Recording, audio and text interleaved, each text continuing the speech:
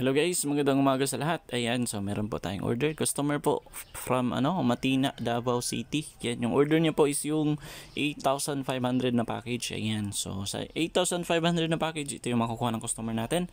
So yung outdoor na extender kasama dyan is yung Compass EW71. So makikita nyo. Ayan.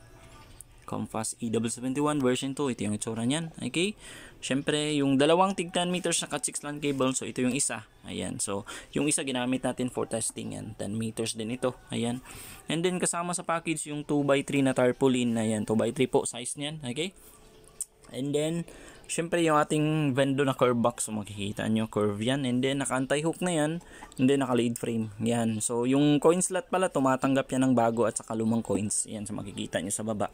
Ayan, so naka anti-hook yan kasi iwas dyan doon sa mga malilikot na kabataan. So pati na rin sa feeling kabataan yan, kasi yung yan, binuputasan nilang yung coins, and then yung iba dyan is tinatalian. Then kapag naghulog sila, and then sa kanila kukunin ulit yung coins. Yan. Ayan, sige, try natin mag-connect diyan sa sa outdoor extender ng customer natin, yung gusto niya ipangalan diyan. Okay, punta tayo sa isang phone. Ayan, so yung gusto niya pala ipangalan diyan is yung click natin yung more. Ayan, yung gusto niya ipangalan diyan is yung yan Zilin J Piso Wi-Fi. Yan, Zilin J Piso Wi-Fi. Connect tayo dyan. Ayan. Ayan, a few seconds. Siyempre magpa-pop up yan sa customer portal. Okay. Ayan. So click natin yung window rates kung gusto tignan yung rates. Ayan. So ito po yung default rates. Pwede yan baguhin sa admin panel mismo ng Vendo. Okay. Ayan. Sige, try natin hulog ng coins. Ayan. Click natin yung insert coin button sa portal. Ayan.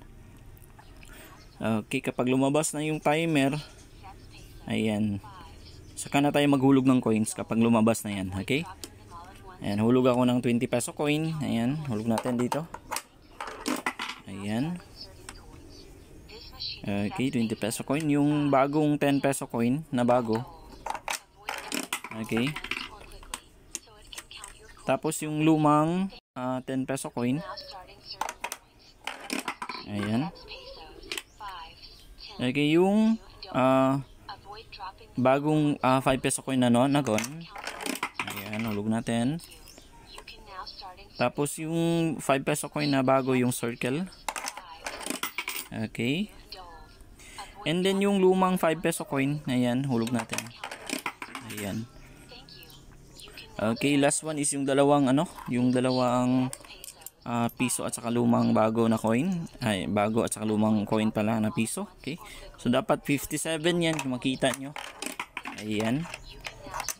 And then, ayan. So, excuse me, ayan. So, 57, tama pagbasa ng coin slot. Click natin yung done kapag wala na ihulog na coins. Ayan.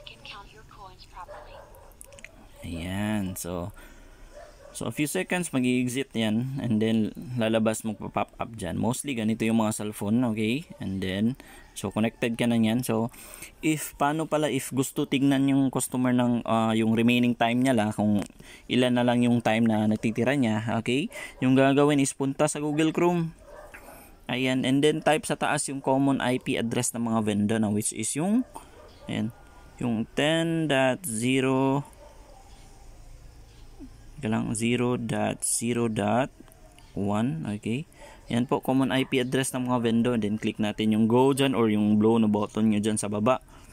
Ayan. So a few seconds, siyempre makikita yung status mo. Okay. Ayan. So yan yung status. Ayan. So yung remaining time. Okay. Sige, try natin mag-play ng video. And then sa status pala, makikita dyan yung pause time yan. Pwede mo i-pause yan. Okay, if gusto sila mag-add time, example is malapit na matapos yung oras nila. If gusto sila mag-additional time, click nila yung add time, then maghuhulog sila ng coins ulit. Okay? Ayan, sige, try natin mag-play ng video. Ayan, punta tayo sa YouTube yan. Connected ako sa taas, so makikita nyo. Connected ako sa Zilin J Piso Wi-Fi. Okay? So play tayo ng isang video dyan. Okay, play natin yan. Ayan. Change ko lang yung speed. Ayan. So makikita nyo, nag-play siya. Ayan. Okay, disclaimer lang po. Yan, so nag-loading siya. Example niyan, kapag mahina yung internet connection nyo, siyempre mahina din yung Vendo. Kasi yung Vendo, nagdidepende lang po talaga yan sa internet connection. Okay?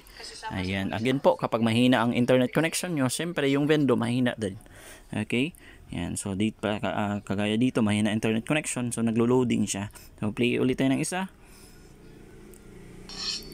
Ayan. Na kami, ready na ulit sumabak sa labanan. Okay.